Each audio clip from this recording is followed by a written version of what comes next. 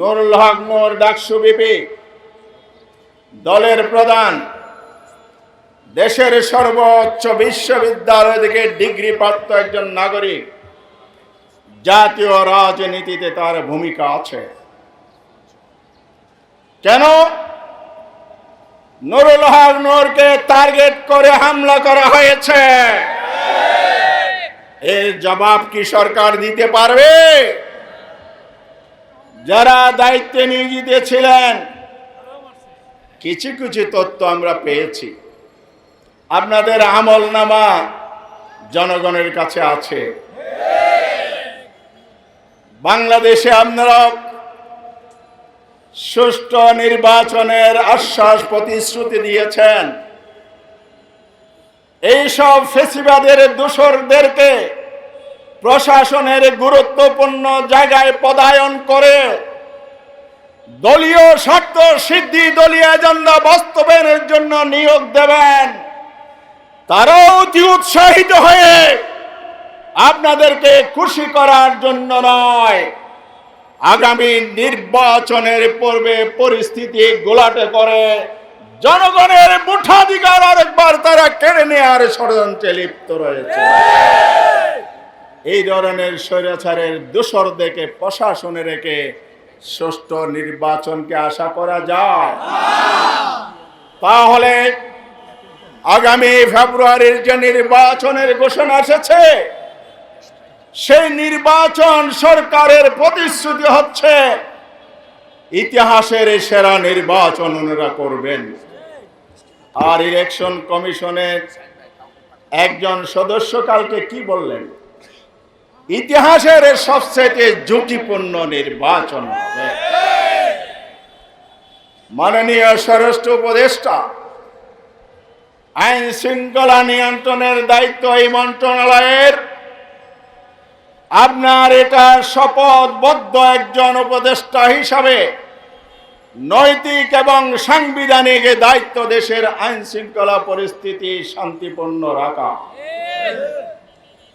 তিনি বলেন নির্বাচনের জন্য আমরা প্রস্তুত, আইন শৃঙ্খলা বাহিনী প্রস্তুত। আপনাদের প্রস্তুতি গতকাল আমরা দেখে ফেলেছি। আপনারা প্রস্তুতি নিচ্ছেন ফ্যাসিবাদের দোসরদেরকে পুনর্বাসনে। আপনার প্রশাসন পক্ষপাত দুষ্ট ভূমিকা রেখেছে। আপনার ফ্যাসিবাদের দোসর অফিসাররা অতি উৎসাহিত করে নুরুল তার নেতাদের উপর হামলা চালিয়ে শুধু নিরপেক্ষতা হারায়নি, সরকারকে বিতর্কিত করেছে, জাতির সামনে প্রশ্নবিদ্ধ করে তুলেছে। সুতরাং আপনার প্রতি, আপনার সরকারের প্রতি সুস্পষ্ট দাবি, ভিডিও ফুটেজ দেখেন কারা কারা এই অপকর্মে জড়িত ছিল। আইন শৃঙ্খলা বাহিনীর সদস্য হোক আর দলীয় সন্ত্রাসী হোক, হামলাকারী যিনি হন তিনি আইনের ঊর্ধ্বে নয়। তদন্তপূর্বক ভিডিও ফুটেজ দেখে দ্রুত তাদেরকে আইনের আওতায় আনুন, তাদেরকে গ্রেফতার করতে হবে। এটাই আজকের জনসভার দাবি। প্রিয় ভাই এবং বন্ধুরা, নির্বাচন জিকির হচ্ছে। আমরা নির্বাচনের পক্ষে, প্রয়োজনে ফেব্রুয়ারি নয় ডিসেম্বরও নির্বাচন করতে আমরা প্রস্তুত। আমরা নির্বাচনের মাঠে আছি, প্রস্তুতি নিচ্ছি। জনগণ আমাদেরকে ওয়েলকাম জানাচ্ছে। তবে কথা পরিষ্কার, যদি ফেসিবাদী আমলের আইন এবং ব্যবস্থা দিয়ে নির্বাচন হয়, তেঁতুল গাছে কি আম ধরবে? পুরানো আইনে, পুরানো পলিটিক্যাল সিস্টেমে নির্বাচন ব্যবস্থাপনায় সুষ্ঠু নির্বাচন হবে না, হবে না, হবে না। সুষ্ঠু নির্বাচন করতে হলে যে 84টি জায়গা নিয়ে ঐক্যমত কমিশনের ঐক্য হয়েছে, এগুলোর সম্মিলিতভাবে সকল দলের ঐক্যমত থাকুক বা নাই থাকুক, যে 84টাতে হয়েছে সেটার উপর জুলাই সনদ রচনা করুন। অবিলম্বে জুলাই সনদকে আইনি মর্যাদা দিতে হবে, বাস্তবায়ন করতে হবে, এর ভিত্তিতে নির্বাচন করতে হবে। তাইলে ফেব্রুয়ারির নির্বাচন সুষ্ঠু, নিরপেক্ষ এবং গ্রহণযোগ্য হবে। লেভেল প্লেইং ফিল্ডের দাবি করেছি, পিআর পদ্ধতির কথা বলেছি। এই কথা বলে আমি শেষ করতে চাই। পিআর পদ্ধতি বাংলাদেশের জন্য নতুন হতে পারে। বিশ্বের 91টি গণতান্ত্রিক রাষ্ট্রে পিআর পদ্ধতিতে ভোট হয়, সুষ্ঠু নির্বাচন সেখানে হয়, গণতন্ত্রের চর্চা হয়। পিআর পদ্ধতিতে দিয়ে বাংলাদেশে ভোট হয়। বাংলাদেশে কালো টাকা, চাঁদাবাজি, সন্ত্রাস এবং ভোটের ম্যানিপুলেশন, ভোটারদের যথাযথ মূল্যায়ন, সব কিছুর একমাত্র গ্যারান্টি হচ্ছে পিআর পদ্ধতি। এই পদ্ধতির পক্ষে আজকে জনমত তৈরি হয়েছে। জরিপে উঠে এসেছে 71% মানুষ পিআরের পক্ষে। আপনি কি 29% পক্ষে থাকবেন নাকি 71% পক্ষে থাকবেন? যদি আপনি স্বৈরাচারের খেতাব নিয়ে বিতর্কিত নির্বাচন দিতে চান, তাহলে 71% বিরুদ্ধে আপনি অবস্থান নেয়ার দুঃসাহস দেখাতে পারেন। বাংলার জনগণ আপনাদের এই ষড়যন্ত্র মেনে নেবে না।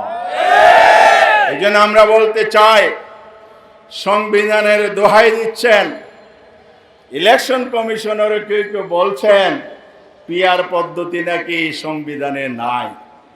আপনারা তো সংবিধান চর্চা বেশি করেন, আমরা আপনাদেরকে সাধুবাদ জানাই, বিজ্ঞ মানুষ।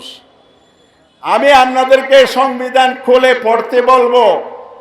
সংবিধানের 119 নম্বর ধারা খ আর্টিকেলে, সাব আর্টিকেলে বলা হয়েছে এই কমিশনের দায়িত্ব হচ্ছে জাতীয় সংসদ সদস্যদের নির্বাচন অনুষ্ঠান করা। সেখানে বলা নাই পিআর হবে, বলা নাই সেখানে বর্তমান ট্র্যাডিশনাল পদ্ধতি হবে, যেটাকে বলা হয় এফপিটিপি। এখন সিস্টেমটা হলো এফপিটিপি, অর্থাৎ বর্তমানে 300 আসনে আসন ভিত্তিক নির্বাচন হয়। এটা 53 বছর আমাদের সুষ্ঠু নির্বাচন উপহার দিতে পারে না। এই পদ্ধতি ব্যর্থ প্রমাণিত হয়। আর সুষ্ঠু নির্বাচনের জন্য হলো পিআর পদ্ধতি। তা আপনি কিভাবে সংবিধানে পিআর নাই বলেন? আপনি আমাকে বলান, দেখান 119 নম্বর ধারায় আপনাকে নির্বাচনের যে দায়িত্ব দেওয়া হয়েছে, যে সংবিধান আপনি শপথ নিয়েছেন, সেখানে পিআর পদ্ধতি নাই, মেনে নিলাম। আপনি যে পদ্ধতিতে রোডম্যাপ দিয়েছেন সেই পদ্ধতি কি আছে? মেহরবানি করে বাঙ্গালকে হাইকোর্ট দেখাবেন না। এদেশের জনগণ সজাগ, সচেতন। দলীয় এজেন্ডা বাস্তবায়নের জন্য ওই জায়গায় আপনাদেরকে বসানো হয় নাই। এটা পলিটিক্যাল ইস্যু। আমরা রাজপথে দাবি করেছি, কেউ বিরোধিতা করেছে, পলিটিক্যালি সমাধান হবে। সাংবিধানিক প্রতিষ্ঠানে থেকে আপনারা কেন এর বিরুদ্ধে অবস্থান নিয়েছেন? তাহলে আপনি কি নিরপেক্ষ আছেন এটা জনগণ মনে করবে? এই জন্য বলতে চাই, মেহরবানি করে অতিকথন বন্ধ করুন। এখতিয়ারের বাইরে গিয়ে কথা বলবেন না। সংবিধান সংবিধান জিকির করে জাতিকে আবার অন্ধকারের দিকে ঠেলে দিবেন না। অন্তর্বর্তীকালীন কি সরকার একটা কি সংবিধানে আছে? কোন পৃষ্ঠে আছে, কোন ধারে আছে বলেন? আমি চ্যালেঞ্জ করছি নাই। তাহলে আপনি তো সেই সরকারের নিযুক্ত নির্বাচন কমিশনার, কিসের সংবিধানের দোহাই দেন? আপনিও তো সাংবিধানিক পথে আসেন নাই। সুতরাং নতুন বিতর্কের জন্ম দিয়ে আস্থা হারাবেন না। ফ্যাসিবাদী আমলে যে ভোটের মধ্যে আস্থা নষ্ট হয়েছে, আমরা আস্থা রাখতে চাই। আপনারা আস্থা ফিরিয়ে আনুন, তাহলে ফেব্রুয়ারিতে সুষ্ঠু নির্বাচন হবে। পিআর পদ্ধতি ছাড়া নির্বাচন এদেশের জনগণ মানে না। প্রয়োজনের জন্য রাজপথে ফয়সালা করা হবে। আসুন প্রিয় ভাইরা আমার, আজকের এই সমাবেশ থেকে যে বর্বরোচিত হামলা নুরুল হক নুরুল চালানো হয়েছে, তার জন্য নিন্দা এবং দোষীদের গ্রেফতার এবং তাদের আইনের আওতায় এনে শাস্তি দেওয়ার জন্য দাবি জানিয়ে আগামী দিনের সংগ্রাম আন্দোলন যে আমরা করতে বাধ্য হচ্ছি অনেকটা, সেই জায়গায় জাতিক ঐক্যের আহ্বান জানিয়ে কথা শেষ করছি।